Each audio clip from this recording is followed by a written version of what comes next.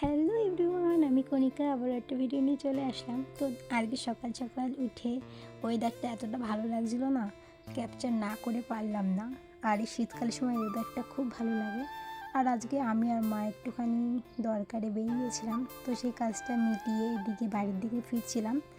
তো এখান থেকে এই দোকানের নামটা আমি শুনেছি যে খুব ভালো নাকি মিষ্টিগুলো, তো ভাবলাম যে এখান থেকে মিষ্টি কিছু খাওয়া যাক। তো এখানে সিলেক্ট হলো আমরা মালাই চমচম খাবো। তো আমার তো মালাই চমচম খেতে খুব ভালো লাগে। আর এদিকে মা হচ্ছে মিষ্টিটা খাচ্ছিলো, তো আমি মাকে বলছিলাম যে মা কেমন খেতে, মা বলছে ভালো।